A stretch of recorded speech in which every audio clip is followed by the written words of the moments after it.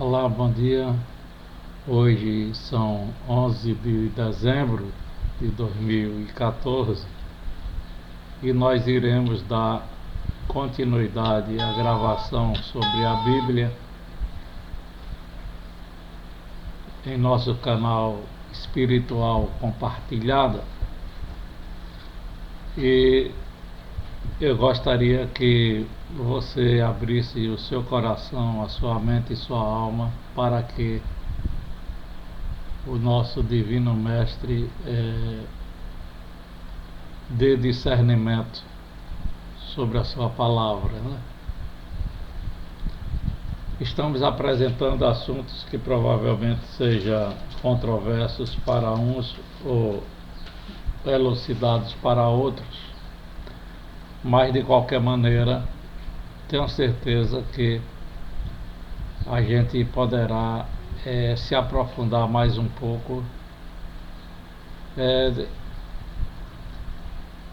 se doando mais a aprender mais, porque nós não sabemos tudo, nós sabemos um pouco e juntos saberemos mais, né? A palavra do nosso Pai Celestial que deixou para nós,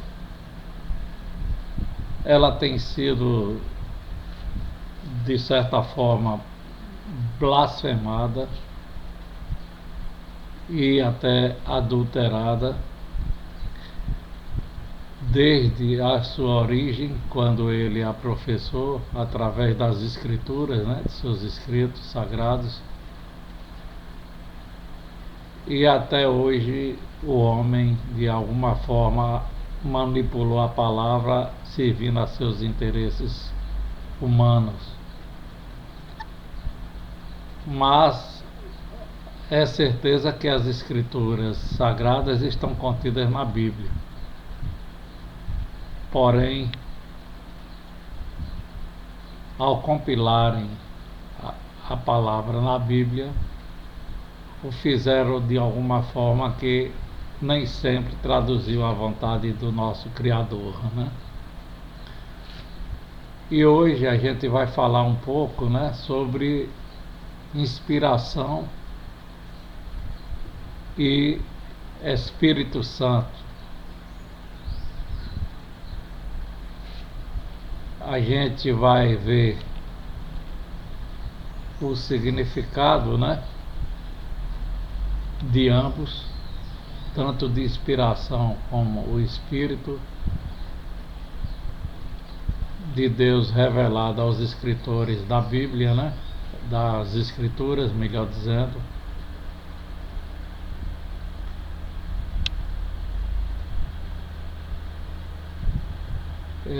Com relação à inspiração e o Espírito, a gente vai falar de vento, pessoas espirituais, o Filho de Deus, outras criaturas espirituais, a força ativa de Deus, o Espírito Santo. Não é uma pessoa,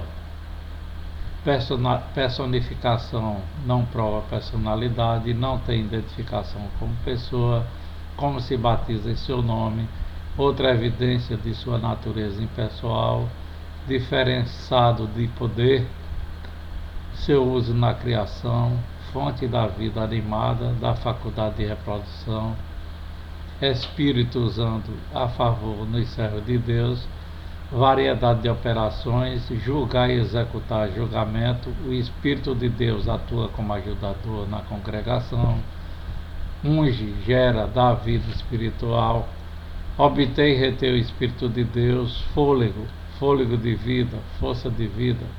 A força de vida, o Espírito, é impessoal, impelente inclinação mental, coração e Espírito demonstrado por um grupo de pessoas.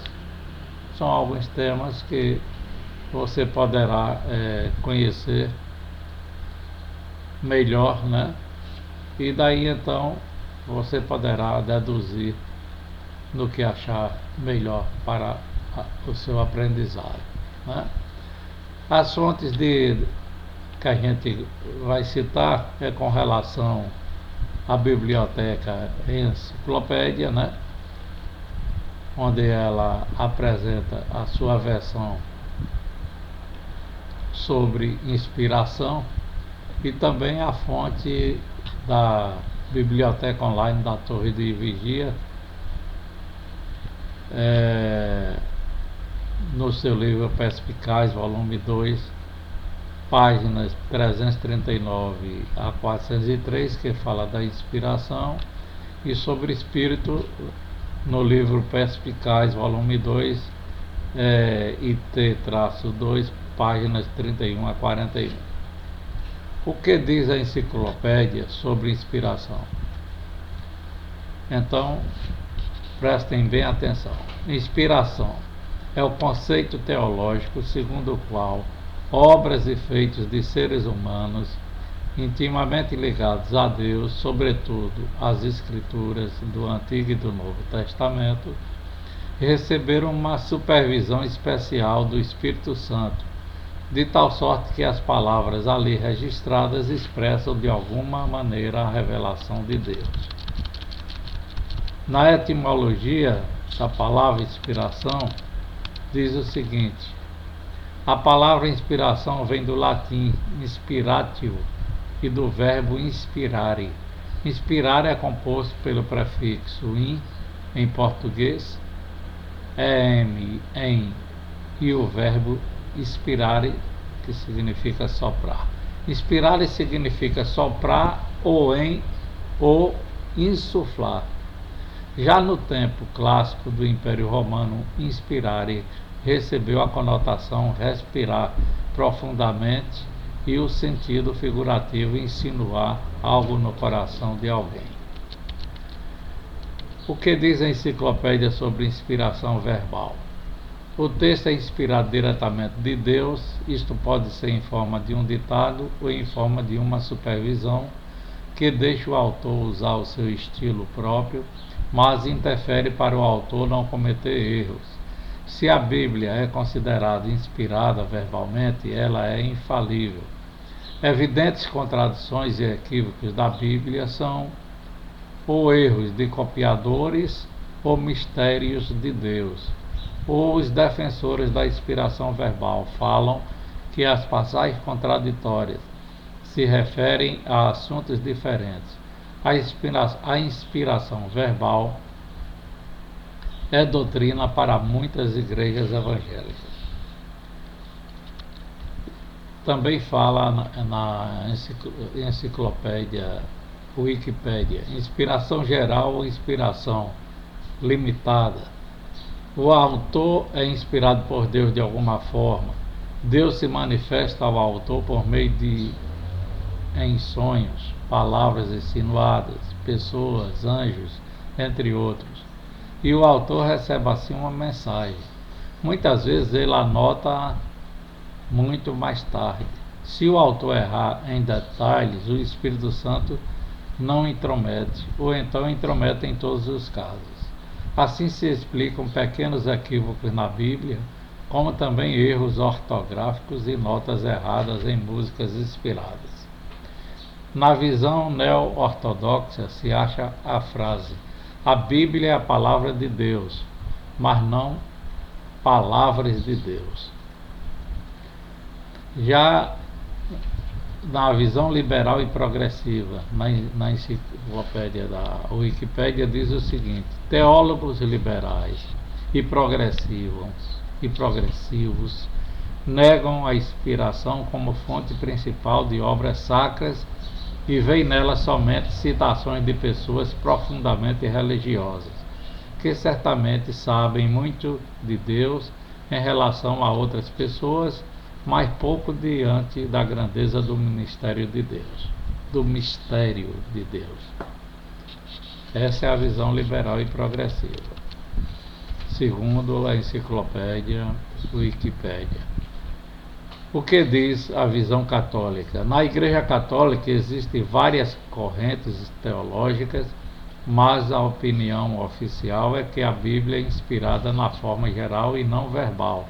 A Bíblia tem que ser vista no contexto histórico e na luz da tradição católica. Ao outro lado, o Papa reclama que por si mesmo uma inspiração divina infalível se ele fala ex cátedra.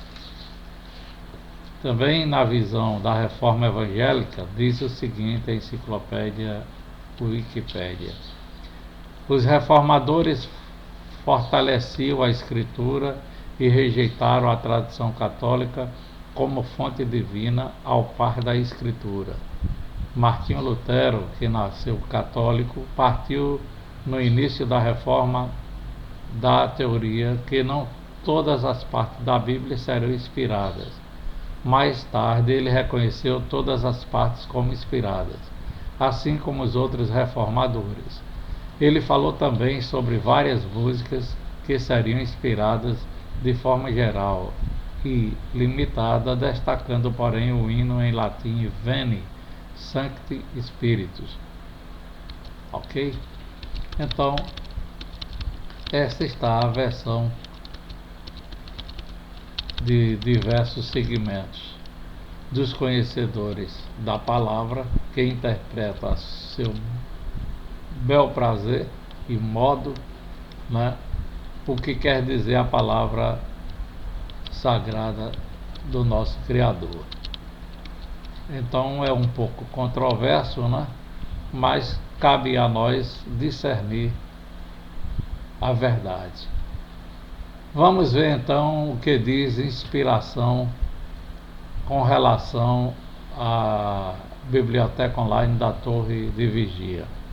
Inspiração, qualidade ou estado de ser movido ou produzido sob a direção de um espírito originário de uma fonte sobre-humana. Quando esta fonte é Jeová, o resultado não pronunciamentos ou escritos, que são realmente a palavra de Deus. O apóstolo Paulo disse em 2 Timóteo capítulo 3, versículo 16, toda a escritura é inspirada por Deus. A expressão inspirada por Deus traduz o termo grego composto theopneustos, que significa literalmente por Deus soprado ou soprado por Deus. Trata-se da única ocorrência deste termo grego nas Escrituras. Seu uso ali identifica claramente a Deus como fonte e produtor das Escrituras sagradas, a Bíblia. Serem elas por Deus sopradas encontra certo paralelo na expressão que se acha nas Escrituras hebraicas, no Salmo 33, no versículo 6. Pela palavra de Jeová foram feitos os próprios céus, e pelo Espírito ou sopro de sua boca todo o exército deles. Assim diz a Biblioteca Online da Torre de Vigia. Continuando, resulta da operação do Espírito de Deus. O que quer dizer este tema? Resulta da operação do Espírito de Deus. O meio ou agente para a inspiração de toda a Escritura foi o Espírito Santo, força ativa de Deus.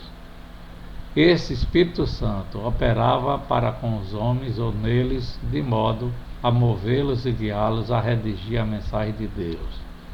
Assim o apóstolo Pedro diz a respeito da profecia bíblica: sabeis primeiramente isto, que nenhuma profecia da Escritura procede de qualquer interpretação particular, porque a profecia nunca foi produzida pela vontade do homem, mas os homens falaram da parte de Deus conforme eram movidos por Espírito Santo. Poderemos ver isso em 2 Pedro, capítulo 1, versículo 20 e 21. A evidência mostra que o Espírito de Deus operou na mente e no coração de todos os escritores bíblicos a fim de conduzi-los ao Espírito, ou melhor, ao alvo tensionado por Deus. O rei Davi diz: foi o Espírito de Jeová que falou por meu intermédio, e a sua palavra estava na minha língua.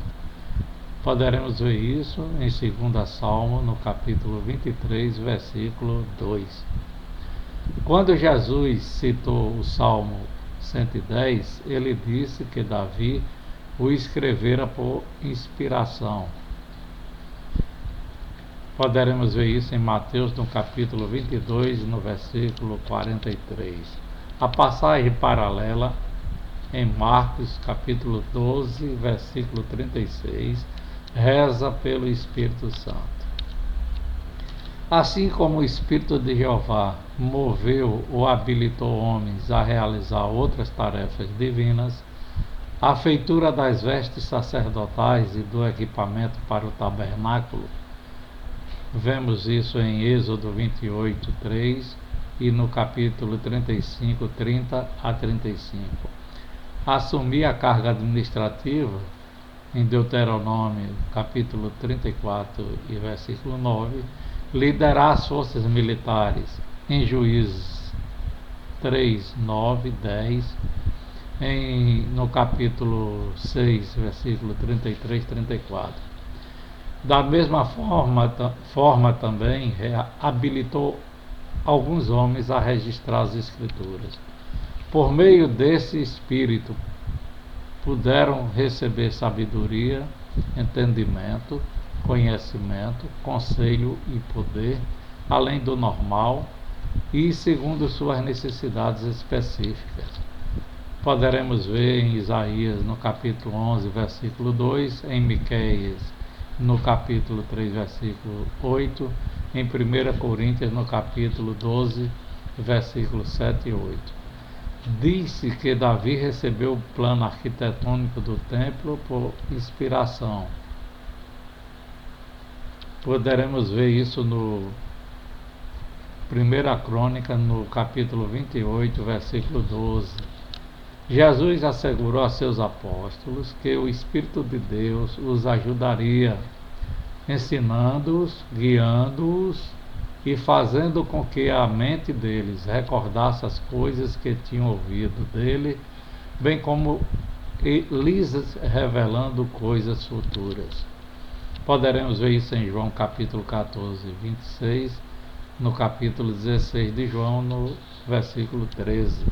Isso garantiu a veracidade e a exatidão dos seus relatos evangélicos, incluindo muitas citações extensas dos discursos de Jesus, embora o relato evangélico de João, por exemplo, fosse escrito dezenas de anos depois da morte de Jesus.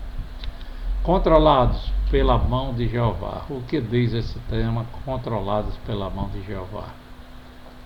Os escritores da Bíblia, portanto, ficaram sob a mão, o poder orientador e controlador de Jeová.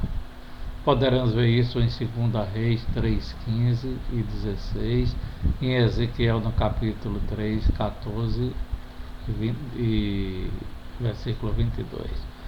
Assim como a mão de Jeová podia mover seus servos a falar ou a ficar calados nos momentos prescritos, poderemos ver isso em Ezequiel capítulo 3, versículo 4, 26, 27 e no capítulo 33, versículo 22.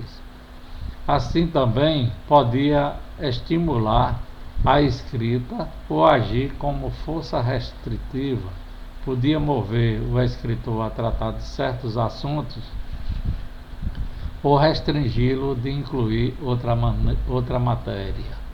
O produto final, em cada caso, seria o que Jeová desejara. Amém? Está aí o que informa, controlados pela mão de Jeová. Vamos ver outro tema que diz como os escritores receberam direção divina. O que diz esse tema aqui? Como os escritores receberam direção divina?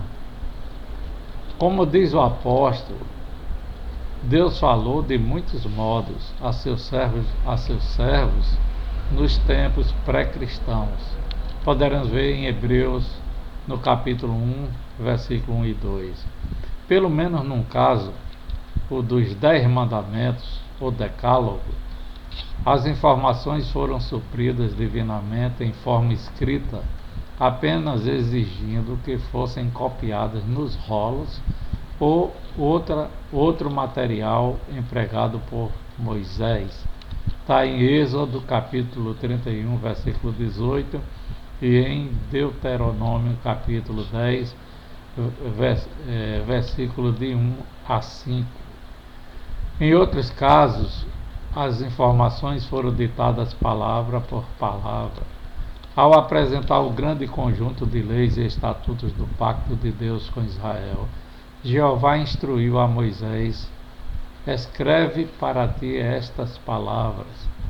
Está em Êxodo capítulo 34 e versículo 27. Aos profetas também foram dadas com frequência mensagens específicas a proferir, e estas foram então registradas, vindo a fazer parte das Escrituras.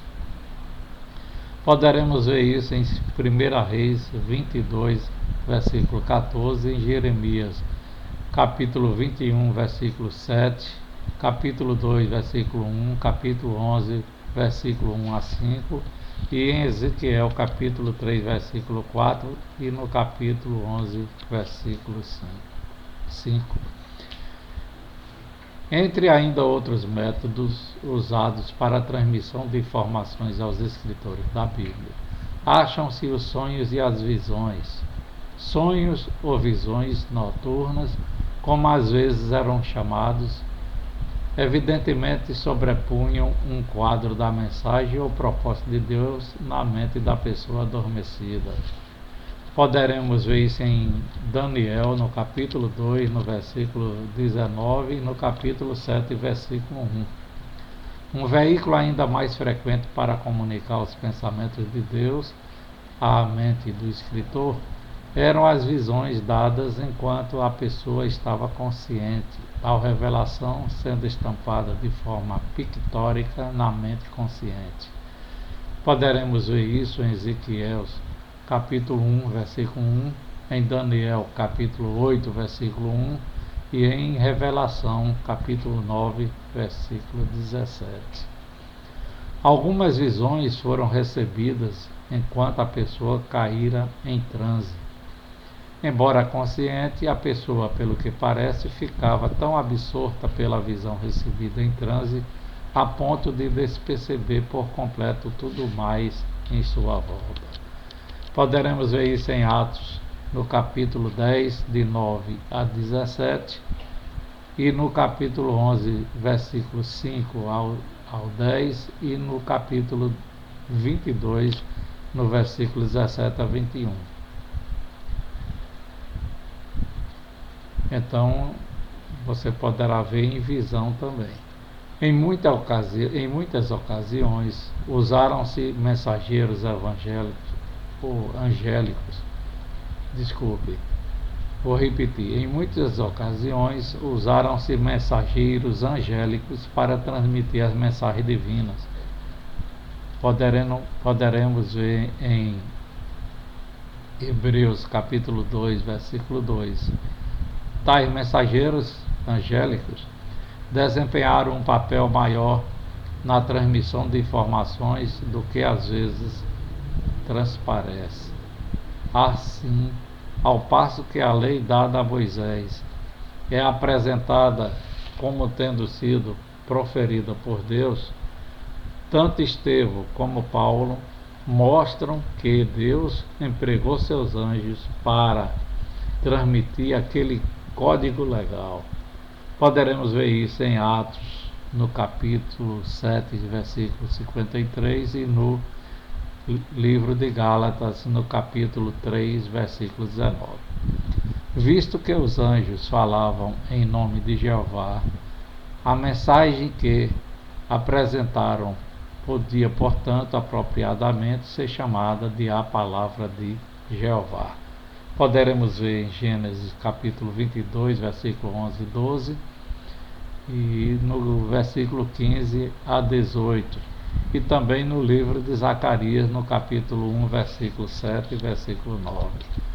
Independentemente de quais tenham sido os meios específicos empregados para transmitir as mensagens, todas as partes das Escrituras teriam a mesma qualidade, todas elas tendo sido inspiradas ou por Deus sopradas. Vamos ver agora o tema: é o fato de os escritores da Bíblia terem revelado um estilo próprio de expressão coerente com ser a Bíblia inspirada por Deus? O que diz esse tema, né? Vamos ver? Segundo a Biblioteca Online da Torre de Vigia, no livro Perspicaz, volume 2, diz o seguinte: é o fato de os escritores da Bíblia terem revelado um estilo próprio de expressão coerente com ser a Bíblia inspirada por Deus.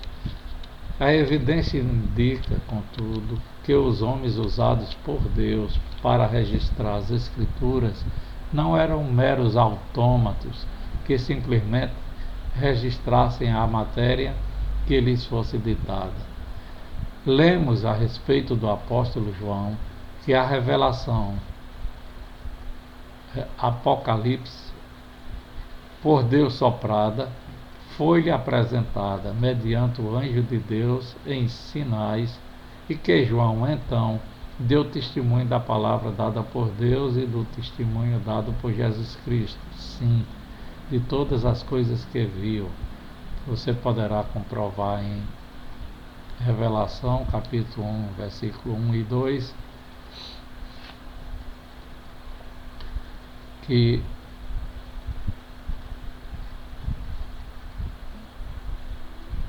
se refere a esse tema.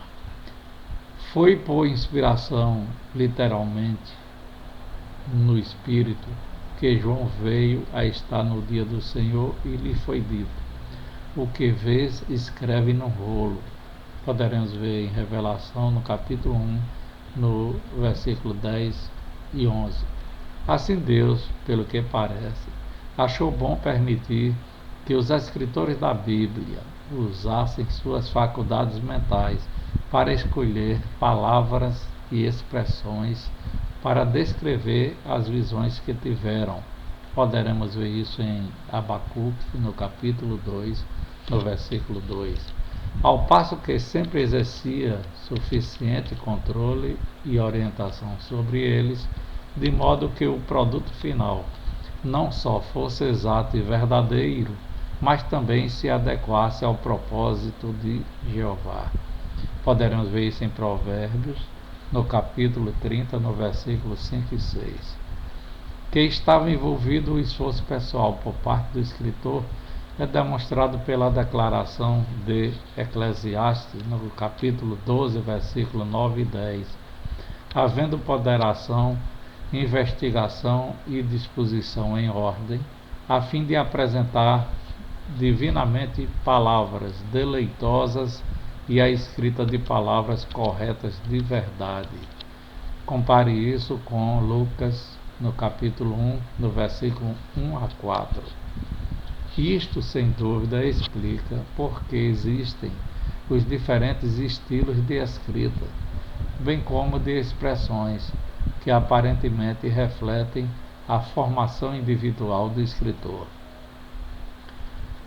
De expressões,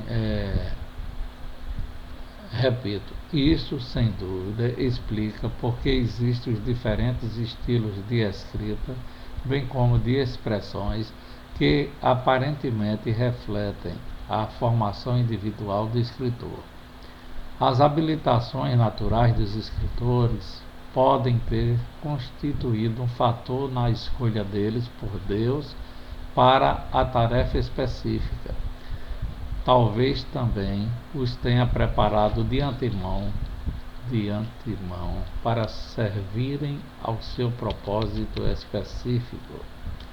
Como evidência de estilo próprio de expressão, Mateus, que havia sido cobrador de impostos, faz numerosas referências particularmente específicas a números e valores monetários. Poderemos ver em Mateus capítulo 17, versículo 27 e 26. Poderemos ver em Mateus capítulo 17, versículo 27 e no capítulo 26, versículo 15, e no capítulo 27, versículo 3. Lucas, o médico amado, também poderemos ver em Colossenses, no capítulo 4, versículo 14. Por outro lado, usa expressões distintivas que refletem sua formação médica. Poderemos ver em Lucas, no capítulo 4, no versículo 38, no capítulo 5, no versículo 12 e no capítulo 16, no versículo 20. Mesmo quando o escritor menciona ter recebido a palavra de Jeová por certa pronúncia, pode ter acontecido que esta lhe foi transmitida não por palavra, mas por se dar ao escritor um quadro mental do propósito de Deus. Quadro este que o escritor posteriormente expressaria em palavras. É possível que isso seja indicado quando o escritor fala, às vezes, de ver, em vez de ouvir a pronúncia ou a palavra de Jeová. Poderemos constatar isso em Isaías, no capítulo 13, no versículo 1, em Miqueias, no capítulo 1, versículo 1, em Abacuque, no capítulo 1, versículo 1 e no capítulo 2, versículo 1 e 2. Por conseguinte, os homens utilizados para escrever as Escrituras cooperaram com a operação do Espírito Santo de Jeová. Estavam dispostos e mostravam-se submissos à direção de Deus. Poderemos ver isso em Isaías, no capítulo 50, no versículo 4 e 5. Estavam ansiosos de conhecer a sua vontade e orientação. Poderemos ver isso em Isaías, no capítulo 26 e no versículo 9. Em muitos casos, tinham em mente certos alvos. Poderemos ver em Lucas, no capítulo 1, versículo 1 a 4, ou satisfaziam uma necessidade evidente. Poderemos comprovar isso no capítulo 1 de 1 Coríntios, no versículo 10, 11, e no capítulo 5, versículo 1, e no capítulo 7, versículo 1. E Deus os orientava de modo que aquilo que escreviam coincidia com seu propósito e o cumpria. Poderemos ver isso em Provérbios, no capítulo 16, no versículo 9. Como homens espirituais, seu coração e sua mente estavam sintonizados com a vontade de Deus. Tinham a mente de Cristo, de modo que não redigiam mera sabedoria humana, nem a visão do seu próprio coração, como faziam os falsos profetas ou os profetas falsos. Desculpa. Poderemos ver isso em 1 Coríntios, no capítulo 2, versículo 13 a 16. Poderemos ver também em Jeremias, no capítulo 23, versículo 16. E poderemos ver também em Ezequiel, no capítulo 13, versículo 2 e 3 e 17. Pode-se ver que o Espírito Santo teria, deveras, variedades de operações para com esses escritores bíblicos ou sobre eles. Poderemos ver em 1 Coríntios, capítulo 12, versículo 6. Considerável parcela das informações era humanamente acessível a eles, às vezes já existindo em forma escrita, como no caso das genealogias e de certos relatos históricos. Poderemos comprovar isso em Lucas, no capítulo 1, versículo 3, no capítulo 3, versículo 23 a 38, no livro de Números, no capítulo 21, versículo 14 e 15, no livro de 1 Reis, no capítulo 14, versículo 19 e 29, na segunda de Reis, no capítulo 15, versículo 31, e no capítulo 24, versículo 5. Neste caso, o Espírito de Deus operaria de modo a impedir que a inexatidão ou o erro penetrasse no registro divino e também guiaria a escolha da matéria a ser incluída. Obviamente, nem tudo que fora declarado por outras pessoas e depois incluído na Bíblia foi inspirado por Deus. Vou repetir, isso é importante. Obviamente, nem tudo que fora declarado por outras pessoas e depois incluído na Bíblia, amém? Vocês estão vendo? Foi inspirado por Deus. Olha onde está a clareza aqui. Obviamente, nem tudo que fora declarado por outras pessoas e depois incluído na Bíblia, então não vem das Escrituras, foi inspirado por Deus. Mas a seleção da matéria a ser parte das Escrituras Sagradas e o registro exato dela ocorreram sob a direção do Espírito Santo. Essas são as adulterações, né? Poderemos comprovar em Gênesis capítulo 3, versículo 4 e 5, em Jó, no livro de Jó, em 42, versículo 3, em Mateus, no capítulo 16, versículo 21 a 23. Deste modo, Deus preservou na sua palavra inspirada um registro que indica o que acontece quando as pessoas o escutam e agem em harmonia com seu propósito. Vez bem como o resultado quando elas pensam, falam e agem de maneira que mostre desrespeito para com Deus ou desconhecimento de seus modos justos. Por outro lado, as informações relativas à história pré-humana da Terra poderemos ver em Gênesis capítulo 1, versículo 1 a 26, ou a respeito dos eventos e das atividades celestiais, poderemos ver em Jó capítulo 1, versículos 6 a 12, e outros textos, e das profecias, bem como das revelações do propósito de Deus e das doutrinas. Estas não eram humanamente acessíveis e precisariam ser transmitidas de modo sobrenatural pelo Espírito de Deus.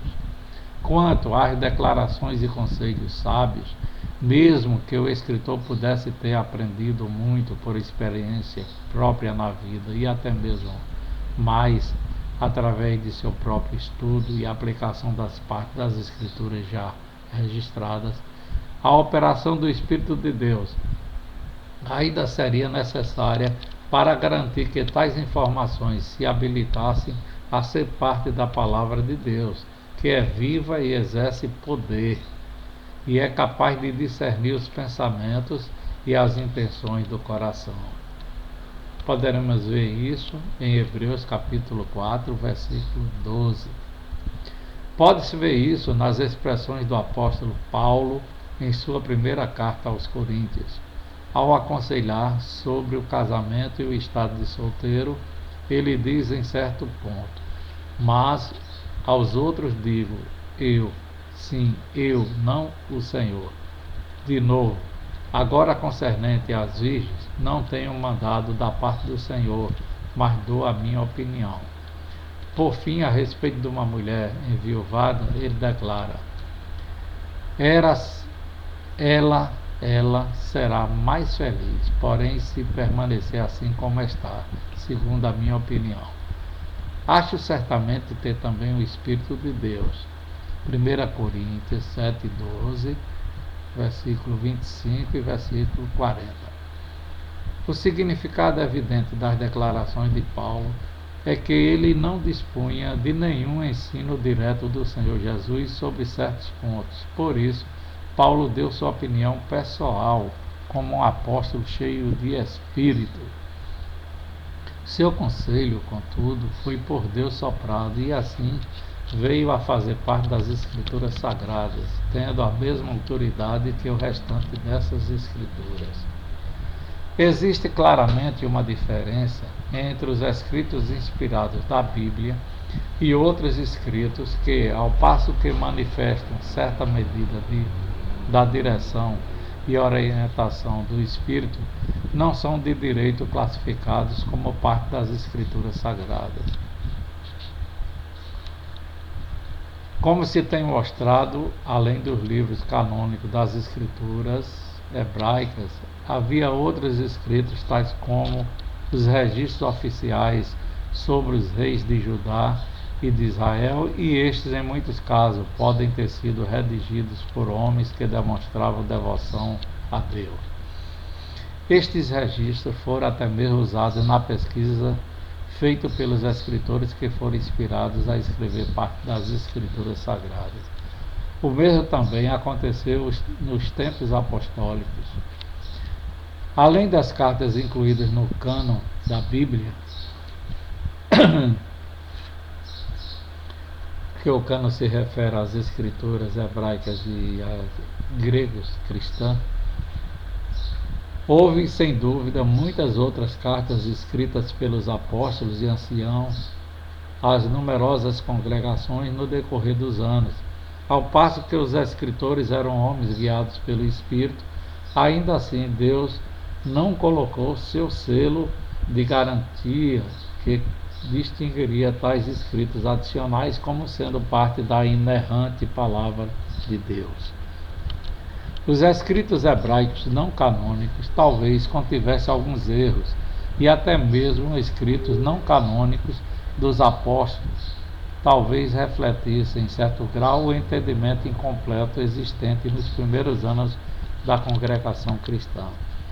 Compare isso com Atos capítulo 15, versículo 1 a 32, no livro de Gálatas, no capítulo 2, versículo 11 a 14, e no livro de Éfesos, no capítulo 4, versículo 11 a 16.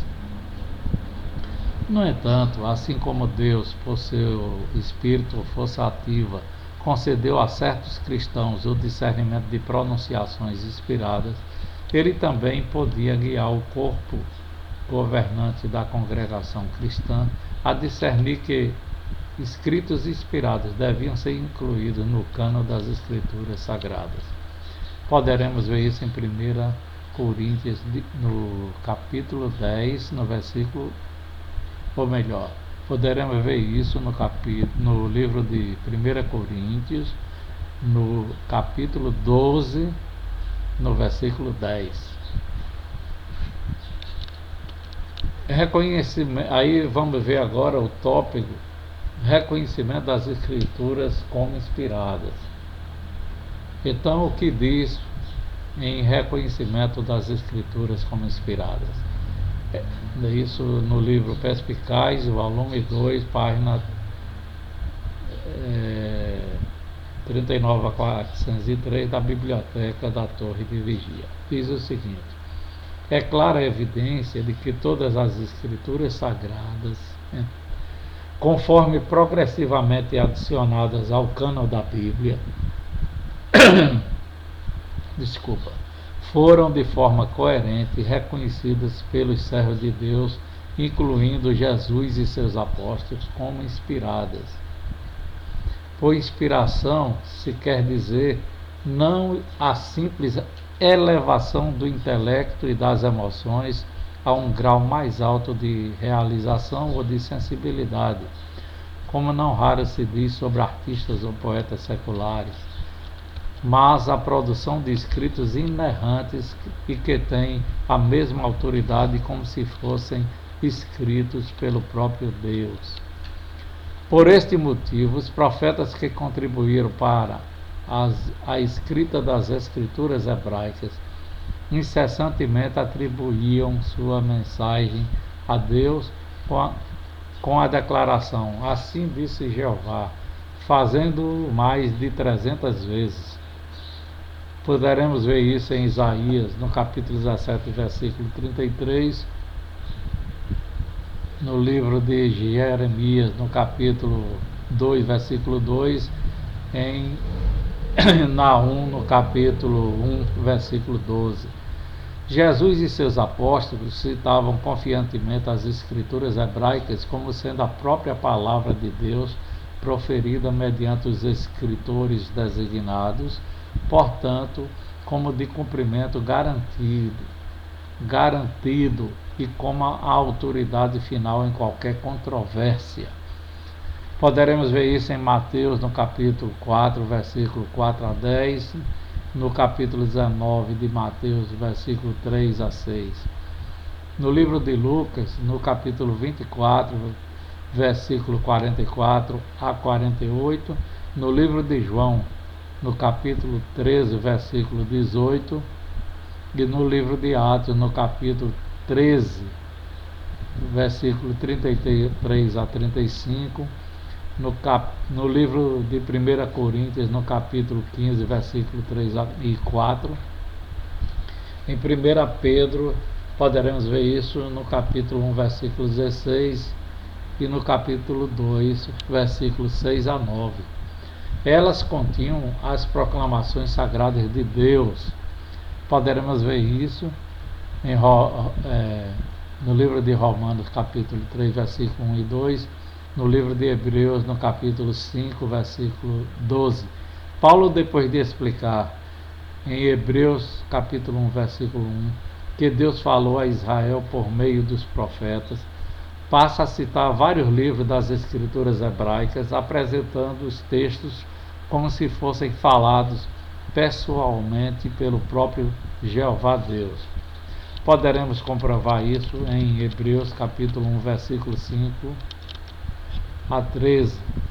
Compare isso com as referências similares ao Espírito Santo em Atos capítulo 1, versículo 16, capítulo 28, versículo 25, no livro de Hebreus, no capítulo 3, versículo 7, no capítulo 10, versículo 15 a 17. Amém? Então, continuando, mostrando sua plena fé na qualidade inerrante das Escrituras Sagradas, Jesus, ou melhor, mostrando sua plena fé na qualidade inerrante dos escritos sagrados, Jesus disse que a Escritura não pode ser anulada. Poderemos ver isso em João, no capítulo 10, versículo 34 e 35. E que antes passariam o céu e a terra do que passaria uma só letra menor ou uma só partícula de uma letra da lei, sem que tudo se cumprisse. Poderemos comprovar isso em Mateus capítulo 5, versículo 18. Ele disse aos saduceus que eles estavam errados a respeito da ressurreição, porque não conheciam nem as Escrituras, nem o poder de Deus. Poderão ver isso em Mateus capítulo 22, versículo 29 a 32, e em Marcos capítulo 12, versículo 24. Estava disposto a submeter-se à prisão e à própria morte, por saber que isto se dava em cumprimento da escrita palavra de Deus, as Escrituras Sagradas. Portanto, as Escrituras Sagradas é a palavra de Deus, de Jeová, ou YHWH. Em Mateus nós poderemos comprovar no capítulo 26, versículo 54, e poderemos ver também em Marcos, no capítulo 14, versículo 27 e 49. Tais declarações, por certo, aplicam-se às escrituras hebraicas pré-cristãs. É igualmente claro que as escrituras gregas cristãs também foram apresentadas e aceitas como inspiradas. Poderemos ver isso em 1 Coríntios 14, 37, em Gálatas 1, versículo 8, 11 e 12, em 1 Tessalonicenses capítulo 2, versículo 13. Pois o apóstolo Pedro, numa certa declaração, incluiu as cartas de Paulo com o restante das Escrituras. Poderão ver em 2 Pedro capítulo 3, versículo 15 e 16.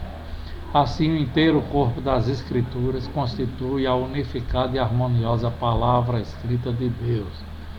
Poderemos ver em Efésios capítulo 6, versículo 17. Agora vamos ver o tema: a autoridade das cópias e das traduções. O que diz a autoridade das cópias e das traduções. Deve-se, portanto, atribuir à palavra escrita de Deus a inerrância absoluta. Isto é verdade quanto aos escritos originais, dos quais, pelo que se sabe, nenhum existe hoje. Então, vou repetir, isso é importante. Isto é verdade quanto aos escritos originais, dos quais, pelo que se sabe, nenhum existe hoje. Portanto, meus amigos, perdemos os escritos sagrados que foram originários, dados pelo Criador e foram escritos no códice, ou em papiro, ou em pedras. Então, até hoje, nós não sabemos o paradeiro deles, né? Infelizmente. O que nós conhecemos são as cópias, né? Infelizmente. Alguém desvirtuou esses escritos sagrados, ou tem escondido para não revelar para nós, né? Então, continuando, as cópias desses escritos originais e as traduções feitas em muitas línguas não podem afirmar ser de exatidão absoluta. Contudo, há sólida evidência e firmes razões para se crer que os manuscritos disponíveis das Escrituras Sagradas de fato fornecem cópias da palavra escrita de Deus numa forma quase que exata, tendo os pontos questionados muito pouca influência no sentido da mensagem transmitida. O objetivo do próprio Deus em preparar as Escrituras Sagradas e a afirmação inspirada de que a declaração de Jeová permanece para sempre, garantem-nos que Jeová Deus preservou a integridade interna das Escrituras no decorrer dos séculos.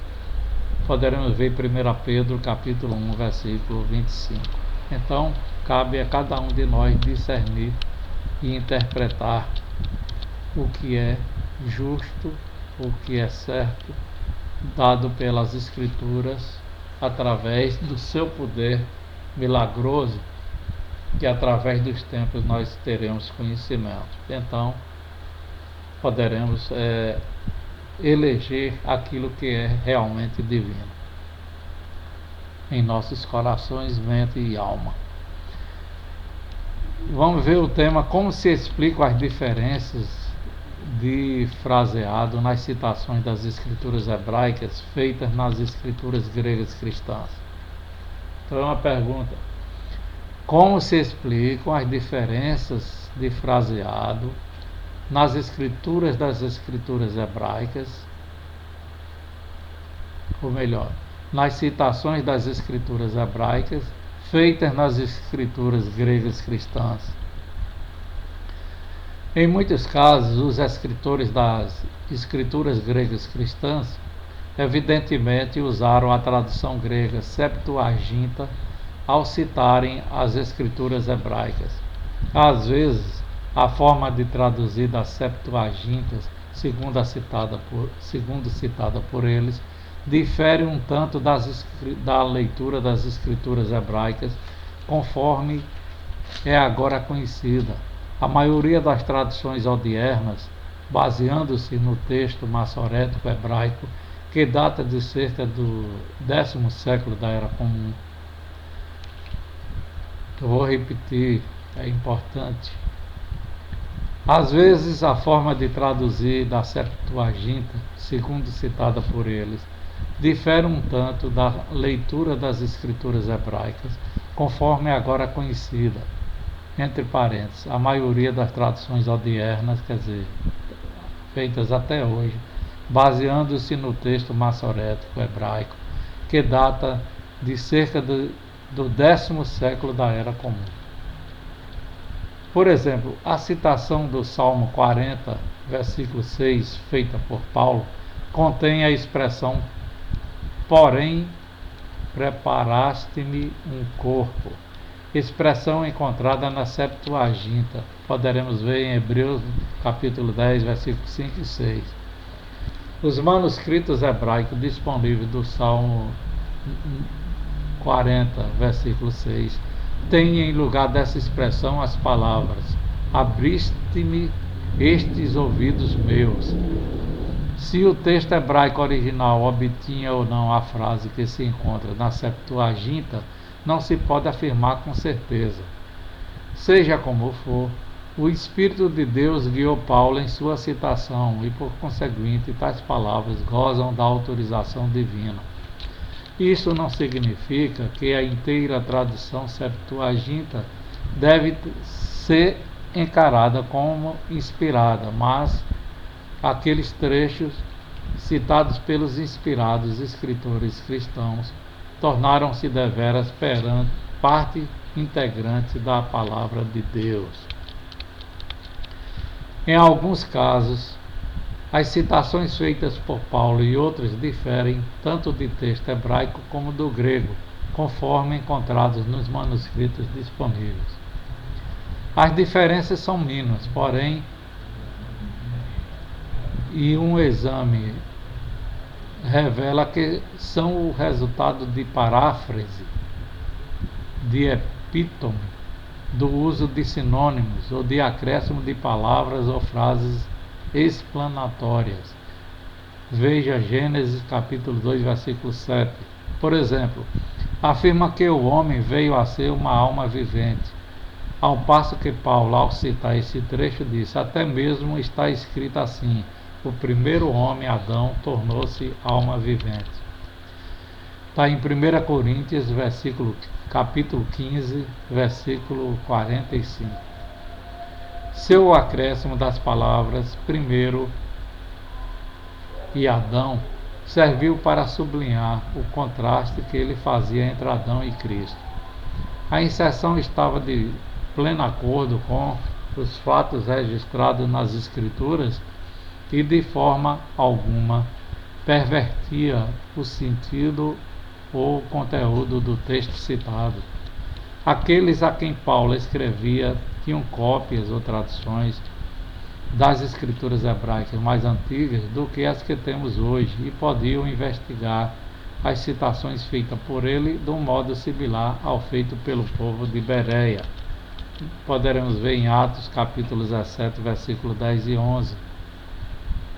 A inclusão destes escritos no cânon das Escrituras Sagradas por parte da congregação cristã do primeiro século fornece evidência de que esta aceitava tais citações como sendo parte da inspirada palavra de Deus. Compare também com Zacarias no capítulo 13, versículo 7 e com Mateus capítulo 26, versículo 31. Vamos ver o tema: expressões inspiradas, verdadeiras e falsas. O que diz? Expressões inspiradas, verdadeiras e falsas. A palavra grega pineu, ou pneuma, pineu-ma. Vou repetir, a palavra grega pineu-ma, entre parênteses, significa espírito.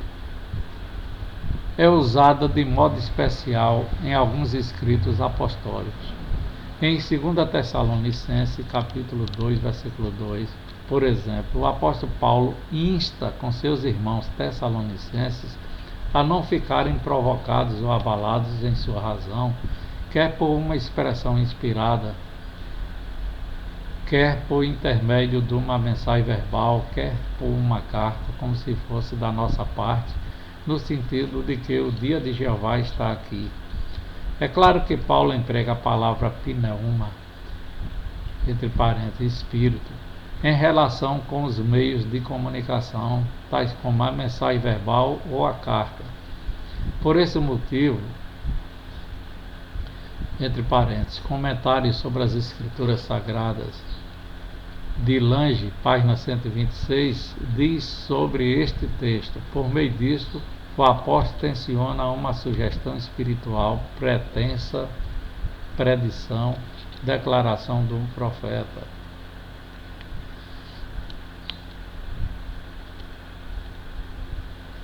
Assim, ao passo que algumas traduções simplesmente traduzem pneuma, neste e em outros casos similares, por espírito, Outras traduções rezam palavra profética, pretensa revelação, profecia, mensagem de espírito, inspiração, expressão inspirada. As palavras de Paulo tornam claro que há expressões inspiradas, verdadeiras e falsas. Ele se refere a ambos os tipos em 1 Timóteo, no capítulo 4, versículo 1, quando diz que a pronunciação inspirada pelo Espírito Santo de Jeová diz definitivamente que nos períodos posteriores de tempo alguns se desviarão da fé, prestando atenção a desencaminhamentos, pronunciações inspiradas e a ensinos de demônios. Isso identifica a fonte das pronunciações inspiradas falsas como sendo os demônios. Isso é apoiado pela visão fornecida ao apóstolo João, em que ele viu 3 impuras expressões inspiradas, semelhantes a rãs, procedentes da boca do dragão, da fera e do falso profeta, expressões estas que ele declara especificamente serem inspiradas por demônios, servindo para juntar os reis da terra para a guerra do Armagedon. Poderemos ver isso em Revelação, capítulo 16, versículo 13 a 16. Com bom motivo, então, João instou os cristãos a provarem as expressões inspiradas para ver se originam de Deus. Poderemos ver isso em 1 João, no capítulo 4, versículo 1 a 3. Compare isso com Revelação, no capítulo 22, versículo 6. Finalmente, daí passou a mostrar que as verdadeiras expressões inspiradas por Deus vinham através da genuína congregação cristã e não de fontes mundanas anticristãs. A declaração de João, naturalmente, foi inspirada por Jeová Deus, mas, além disso, a carta de João lançara um sólido alicerce para a seguinte declaração direta, entre aspas: quem tiver conhecimento de Deus nos escuta, quem não se originar de Deus não nos escuta. É assim que reconhecemos a expressão inspirada da verdade e a expressão inspirada do erro. Amém? Então é importante, eu vou até repetir, está em 1 João, no capítulo 4, versículo 16. Preste bem atenção. Preste bem atenção o que diz o apóstolo João. Quem obtiver conhecimento de Deus nos escuta. Quem não se originar de Deus não nos escuta. É assim que reconhecemos a expressão inspirada da verdade e a expressão inspirada do erro. Está em 1 João, no capítulo 4, versículo 6. Longe de ser mero dogmatismo, João mostrou que ele e outros cristãos verdadeiros manifestavam os frutos do Espírito de Deus, primariamente o amor, e provavam pela sua conduta correta, pela sua linguagem verídica, que deveras andavam na luz, em união com Deus. Poderemos comprovar isso em 1 João, no capítulo 1, de 5 a 7, no capítulo 2 de 1 João, de 3 a 6, e no capítulo 9, no capítulo 29, no capítulo 3, do versículo 1, 2 e 6, e no versículo 9 a 18 e no 23 a 24.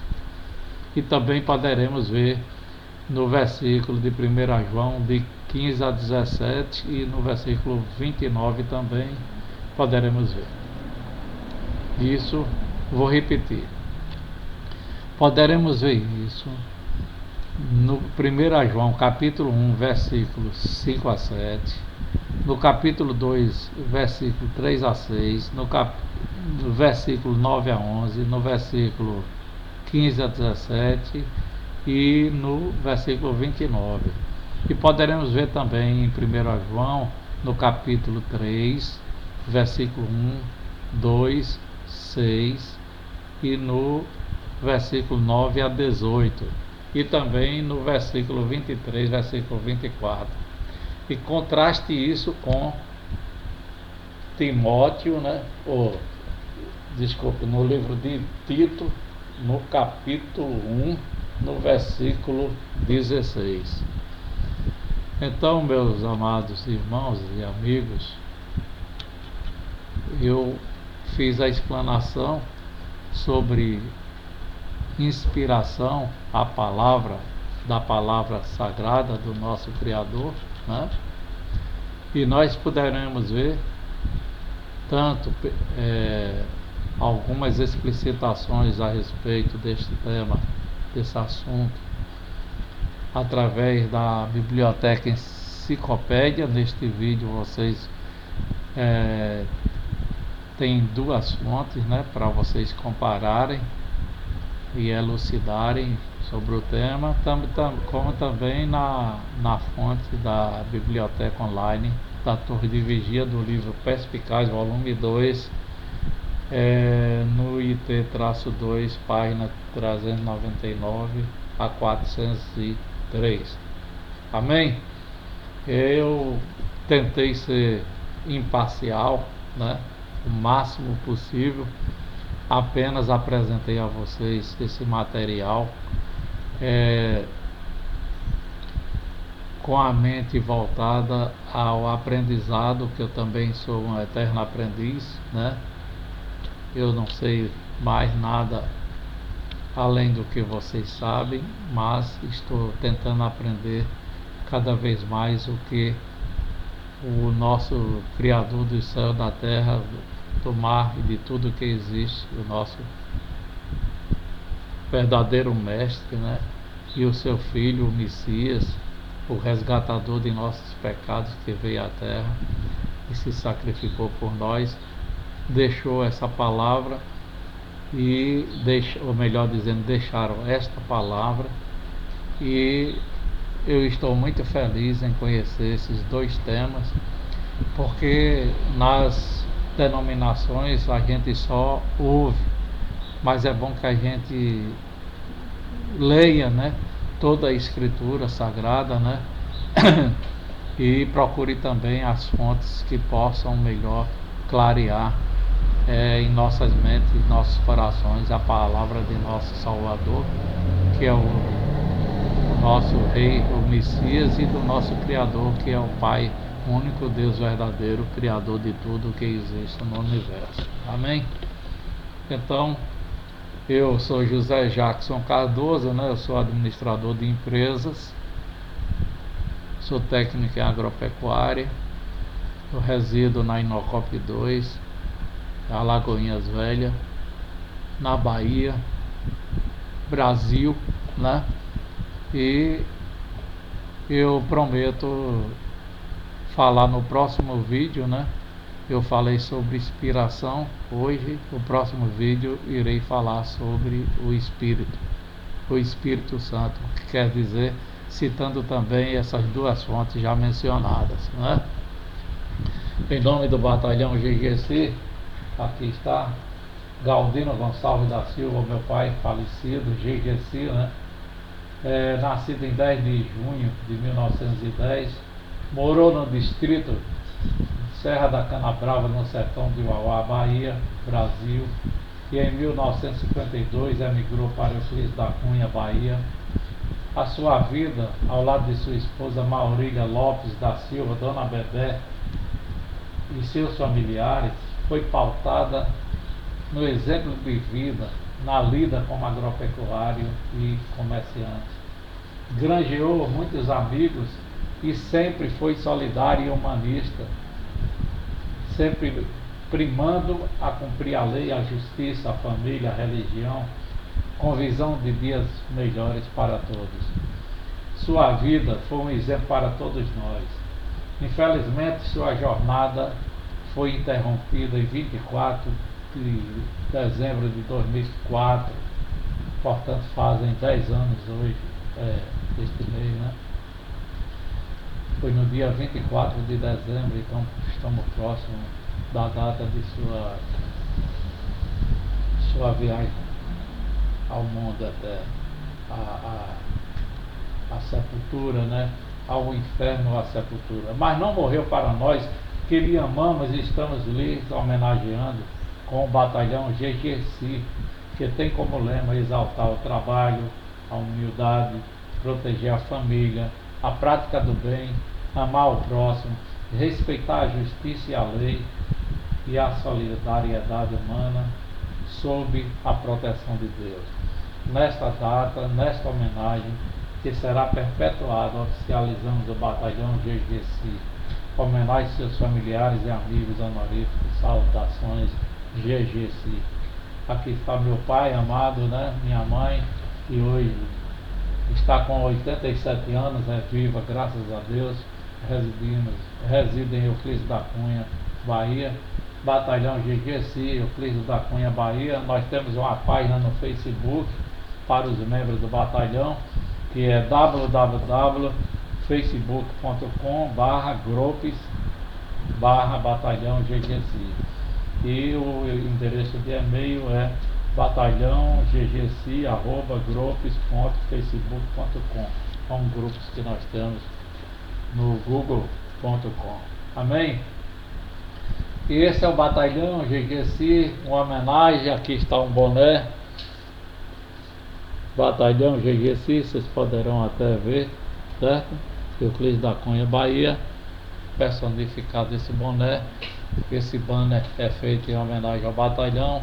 Eu sou o administrador, como filho dele, né? O administrador do batalhão GGC. Nós, como eu disse no vídeo passado, éramos 25 filhos e 2 esposas. A primeira faleceu, Dona Dalva Cardoso, casou com minha mãe, Maurília Lopes Cardoso, que hoje, quando casou civilmente, passou a chamar-se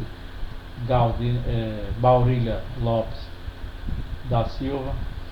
E então nós somos 15 filhos vivos, graças a Deus, unidos, né? E estamos com este grupo no Facebook e também no WhatsApp, ok? A vocês, membros do batalhão, eu rendo aqui minhas saudações GGC, certo? Um grande abraço, vocês moram no meu coração, e desde já um Feliz Natal a todos, né? Apesar de que não comemorar Natal, porque é uma festa pagã, mas é uma data de reunião fraterna, onde nós normalmente encontramos nossos amados irmãos e amigos, uma oportunidade de confraternização. Não participamos das festividades, né? Porque a gente estuda a palavra e sabe que é tudo festa pagã, resultado de festa pagã. Nada contra quem a comemora, eu respeito, nós respeitamos a individualidade e o pensamento de cada um. Amém, pessoal? Então, até o próximo vídeo, onde falaremos sobre o Espírito, ou o Espírito Santo. Amém?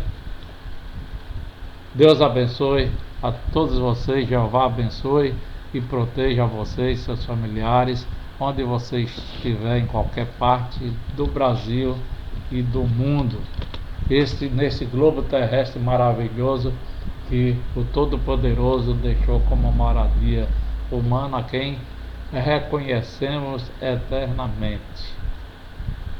Um bom dia, uma boa tarde, uma boa noite. Obrigado.